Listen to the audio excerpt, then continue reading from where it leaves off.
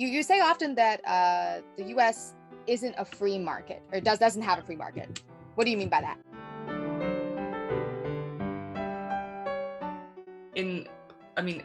In classical economics, the free market really is like the free exchange of goods, services. It really is free trade.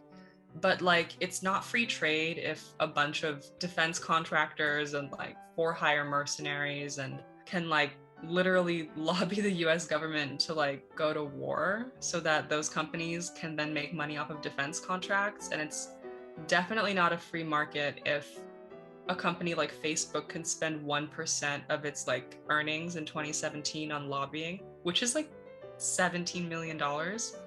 But they make so much money that that's very little to spend on lobbying for them. If you as a really large company can spend money to have the government pass laws that make you make more money, it's not a free market.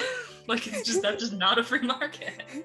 I feel really bad for people who think there is one, because I'm like, man, it's not a free market. I mean, even the whole push against the very corporate push against raising minimum wage. And if minimum wage had gone up in the US in tandem with cost of living and inflation, let alone like productivity, like worker productivity, we'd be at around $25. But the federal minimum wage hasn't gone up in decades. I mean, the Chamber of Commerce can lobby on behalf of all these, like, honestly, like really enormous companies, like anything from Taco Bell to Walmart to like Hobby Lobby, to keep minimum wage low. That's a way of forcing the labor market to tilt in their favor, because if minimum wage is low and there's no social safety net to fall into, your health insurance is tied to your job, like you already are in college debt, like you have no choice but to work, and you will take the shittiest pay you possibly can,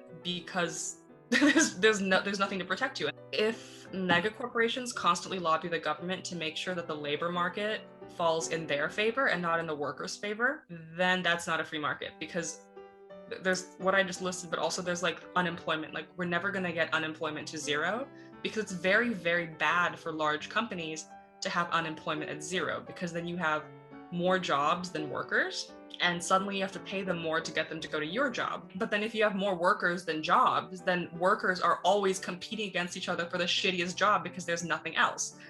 And that's not a free market. That has never occurred to me. Oh my goodness, that makes so much sense. Unemployment will never go away. They just like use it as in their campaigns. They're like, I'm Trump and I'm gonna create jobs for coal, for oil. I'm gonna create farm jobs. Like, whatever he is, like, the hell else he was doing. And I'm like, okay, every president says this. Every president kind of gets unemployment down, like kind of gets employment up, and kind of drops again. It's literally like just hot air that they're saying out of their mouths, because actually it's totally fixed. Unemployment's also almost always going to be like, what, like 8%. I don't know what is unemployment right now. I think it might be 5 or 6% now. I looked this up a little bit ago. Oh my God, 5.2. 5.2. I remember the pandemic era unemployment rate, like percentages were like insane. We're still in the pandemic era. I know this, but like lockdown was like. There's like a COVID-1 and a COVID-2, and I feel like we're in COVID-2. It's the sequel, the terrible sequel. World War II. Oh wait, I think we're also in Cold War II. Ooh. Like it's NATO versus the Eastern Bloc again. I don't know if Russia and China are friends. I feel like I should definitely know that. But I feel like they're definitely like would gang up on the US given the chance. I also don't know that. Yeah, I feel like they are. They seem chummy. They do. They have a similar vibe. Authoritarian state capitalism. Well, I guess Russia's like very plainly an oligarchy. The US is technically an oligarchy, but like the way Russia's an oligarchy, it's like it's almost like a parody. It's like so textbook. I don't know. Russia is its own entity. What a mystery. Like what a country, what a mystery. You sent over a point about corporate communism. Yes. That I think ties well into the lobbying thing. It's like large corporations get these handouts, these tax break, like a bunch of cities across the US were competing to get the new Amazon HQ, and they were trying to like seduce Amazon with tax breaks and like tax packages to like get them to come. And that's what New York did. And then a bunch of people in New York were like, we fucking don't want Amazon employees. Not like Amazon employees, but like Amazon, like the tech side, not like we don't want delivery workers here. I know what you mean. But like, you don't hate Amazon employees. No, I hate what Amazon did to Seattle, and I don't want that to happen here. Amazon didn't come here, but it's just insane that even like New York is not a progressive city by like the standards of any other developed nation, but it's pretty progressive in the U.S. for the U.S. Mm-hmm. And the fact that even New York was like, we're gonna try to get Amazon over here with some tax incentives, because I don't think they would like create new jobs. They would just bring other people into Queens and displace the population that's already living in Queens. Mm-hmm.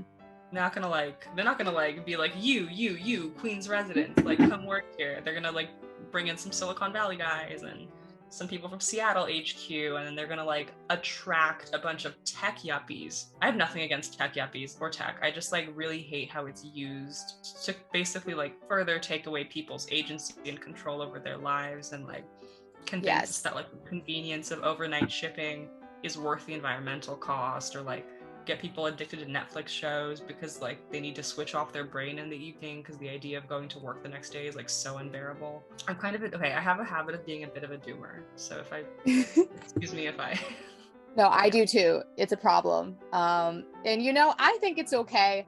I think we should all give ourselves a pass for occasionally being a little extra negative, because like we caught the ocean on fire, and I just feel like after that we're allowed to be a little upset. That's what I think. Oh my god, okay. I was looking at like the list of places that were like suffering from wildfires this wildfire season, and it was like California, Oregon, Washington, Greece, Turkey, Australia, and the ocean. Oh my gosh. The ocean wasn't a wildfire, but I was like everything is on fire. I actually went to Idaho for a work trip recently. And first, I got to be honest, I did not know where Idaho was at all. Not even, I thought it was next to Ohio. I had no clue. Second, map of the US. It's close to California. And yeah, it's west. Oh, it's like by Oregon. Yeah, I think so. Still a little iffy on it. We'll fact check this.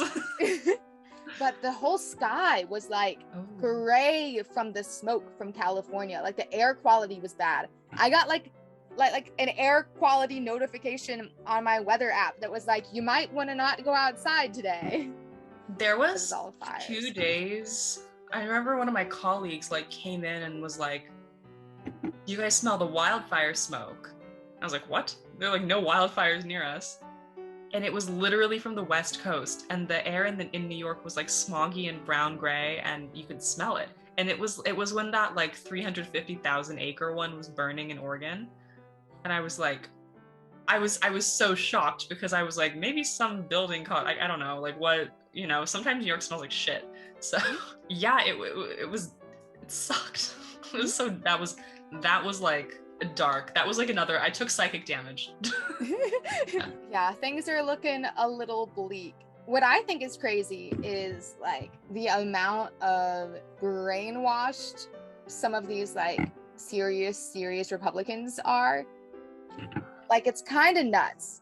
I'm not even sure, like my friend's mom told him the other day, she was like, I'm buying a gun so that whenever the police try to knock down my door and give me the vaccine, I can shoot them. And like, that's what she said. Yes, that was my reaction too. I was like, what the heck? Oh my god, I mean, good luck shooting a cop. They love shooting people. But okay, the left will really like pick issues apart and want to get to the bottom of everything, and like really categorically go through things and be like, we need to tie this back to the systemic issue, we need to do this. But the right really will just like say shit. I think that they're very good at like simplifying issues almost to the point where they totally lose the point of the issue, but it's like catchy and pithy. The right is really good at like identifying common enemies or inventing common enemies, like Antifa. It's not an organization. There's like no headquarters. It's not like a thing. It's not like it doesn't have a command center. It doesn't really like exist as an organization, but they totally like turned it into a boogeyman. And I think that's part of like brainwashing or like propagandizing people into like really, well, one, like really normalizing the American way of life for Americans, because they're actually like, I mean, I think that people in the US are very isolated. It's very hard to travel to other countries as an American, because like you don't learn, I mean, a lot of people don't even learn second languages in high school. Like they do, it's Spanish, but like Mexico's demonized, so people still visit Mexico, but they visit it like it's like the work, like either a tourist destination or like dangerous. And like Americans don't get out much. They don't really watch any foreign news networks. When they watch the Olympics, they only show like Americans winning in sports. They don't show any other countries competing against each other. It's like the US is super insular. We use inches instead of the metric system, you know? And I think that like right-wing propaganda goes like a really long way in not like normalizing that insularity and convincing people that the rest of the world is like a scary, dangerous, horrible place that's suffering from like terrorism and socialism and the Chinese. Like when Trump would say the word China, he'd say like it was a slur. He'd be like, China? The brainwashing is like, well, no, let me backtrack. Why I think it works is because a lot of people in the US, regardless of their political orientation, are suffering very, very much under enormous economic pressure. Like, I mean, the middle class in the US just is like straddled with like student loan debt, mortgage debt, and car debt. They don't know how they're going to pay for their kids' education. They hate their commute to work. It makes them want to die. Like, they're super isolated in these suburbs. Their only outlet is like news media, entertainment, the television, the phone, and simultaneously like life is kind of miserable. But then the right wing has caught on to the fact that if you can kind of like create like a boogeyman thing that will like you can rally your voters around, even though like the Republicans, like they'll get a bunch of like people in red states to vote for someone because they're like anti-gay marriage. But then when they have all of those votes, Republicans are more interested in deregulating trade than they are in passing legislation against gay marriage. I really believe this.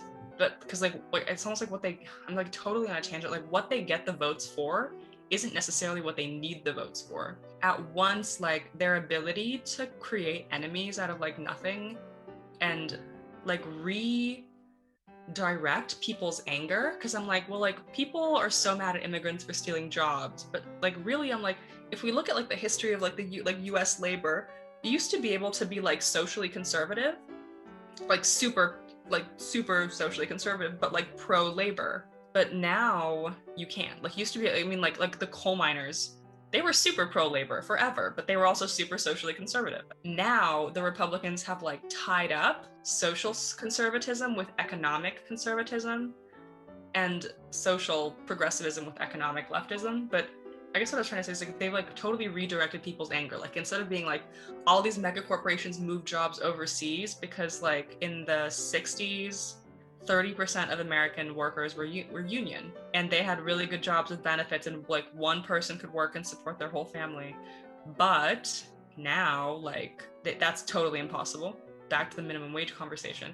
And like how did like really like the anti-union busting that started in the 70s and really like peaked with like Reagan and Thatcher, like totally destroyed like American labor. And they did that by like not even in the end, they didn't even need to like fuck up unions. They just like move jobs overseas. But the narrative behind why all of these American workers make like no fucking money and have no labor protections is because immigrants are stealing jobs. Like the immigrants are stealing the jobs and the socialists want to tax you and that's why you're poor.